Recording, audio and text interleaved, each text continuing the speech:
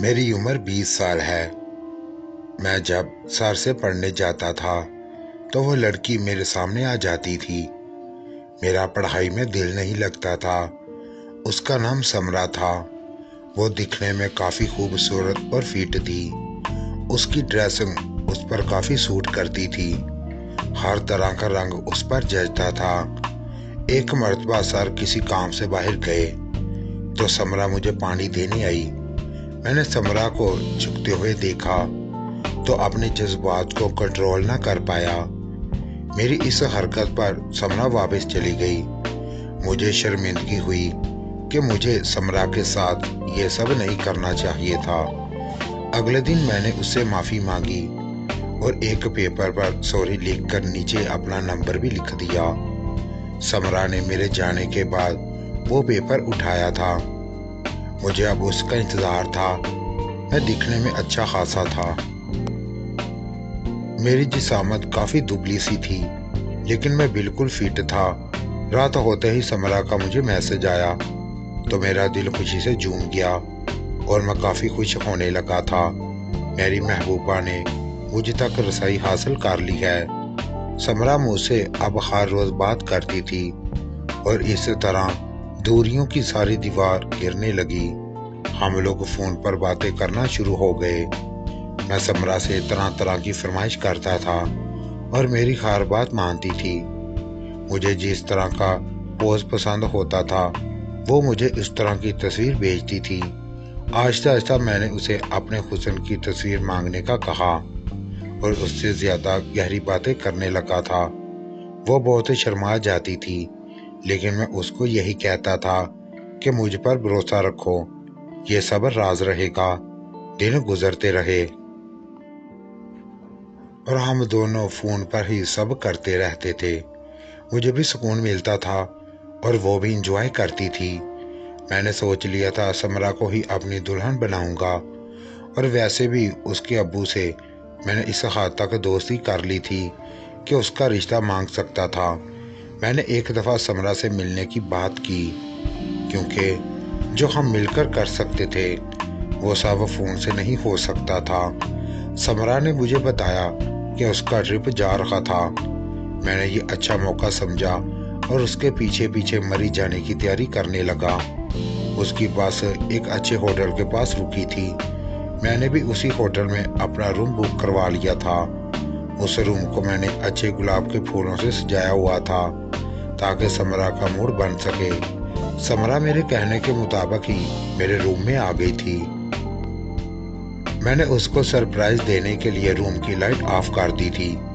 سمرا جیسے ہی آئی تو میں نے اس کا ویلکم کیا اور اسے پیچھے سے اپنے ساتھ لکھا دیا۔ وہ بھی اس کارروائی پر میرا ساتھ دینے لگی۔ مجھے بھی سمجھ لگ گئی تھی کہ وہ کیا چاہتی تھی۔ مجھے اب جلدی سے اپنا کام کرنا تھا۔ سمرا بھی اپنی نئی جوانی کے آگے ہار چکی تھی اور اس طرح اس روم میں ہماری سرگوشیاں گونجنے لگی تھیں۔ ہم دونوں نے ہر حد پار کی تھی۔ اگلی صبح میں نے سمرا کو اٹھایا اور اسے کالج کے ٹولے میں شامل ہونے کے لیے کہا، پر وہ روحانسی ہوئی اور کہنے لگی کیا آخری مرتبہ وہ پھر سے کر سکتی ہے۔ میں نے اس کی بات کا پاس رکھا اور دوبارہ اس پر جھک گیا۔ وہ بھی رات کی طرح میرا ساتھ دینے لگی تھی۔ میرے ہر عمل پر اس کے لیے پیار چھلک رہا تھا۔ میں اسے کسی بھی طرح سے خود سے بدگمان نہیں کرنا چاہتا تھا۔ تقریباً 10 منٹ کے بعد اس سے الگ ہوا اور اب اسے سیر میں ہو کر جانے کا بولا تھا۔ وہ وہاں سے چلی گئی۔ میں بھی اپنی واپسی کی تیاری کرنے لگا تھا۔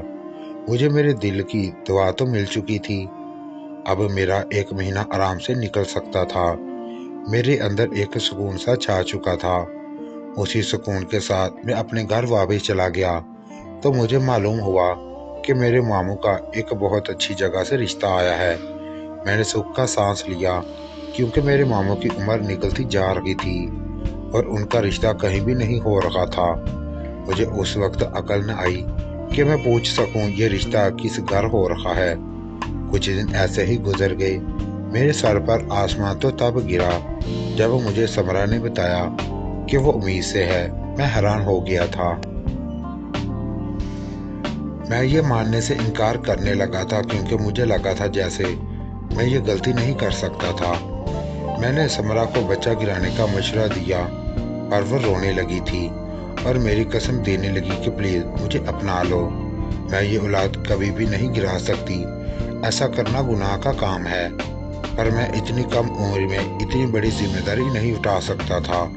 मैंने समरा का नंबर ब्लॉक कर दिया था।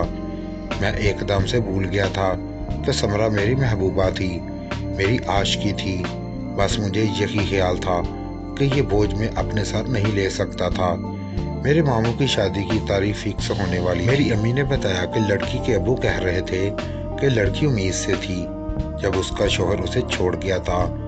मैं हैरान हुआ कि ये बात उन्हें पहले बतानी चाहिए थी, पर मेरे मामू ने रिश्ता पक्का कर लिया और ये भी कह दिया अब शादी की जरूरत नहीं है, बल्कि सादगी से रुश्ती होगी और वो इस बच्चे को अपना नाम देंगे क्योंकि उनकी उम्र काफ़ी ज़्यादा थी। इस तरह मेरे मामू ममानी को सादा तरीके से अपने घर निकाह करके ले आए थे। मैंने ममानी को देखा तक ना था। अब मैं अपनी नौकरी के तलाश करने लगा था। अचानक मुझे इसी चक्रों में एक लड़की अपनी जानब खींचने लगी थी। मेरे अंदर बेचैनी दोबारा बढ़ने लगी थी।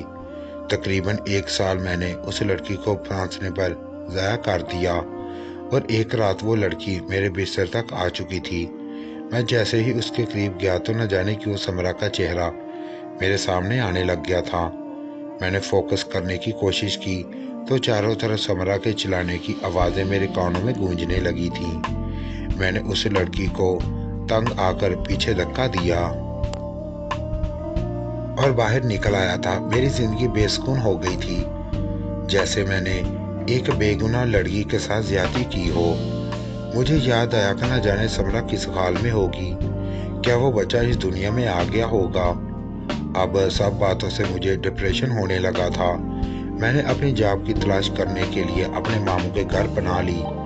आज तक मैं अपनी ममानी से नहीं मिला था, पर मैंने पिछले महीने ही उनके यहाँ बेटे की पैदाइश की खबर सुनी थी। मैंने मामू को सलाम किया और उनसे इजाज़त चाही कि क्या मैं ममानी से मिल सकता हूँ, तो मेरे मामू ने मुझे इजाज़त दे दी।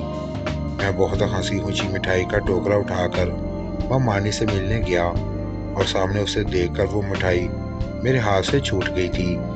उसके सरहाने मेरा बच्चा भी लेटा हुआ था, पर वो हूबहू समरा पर गया था।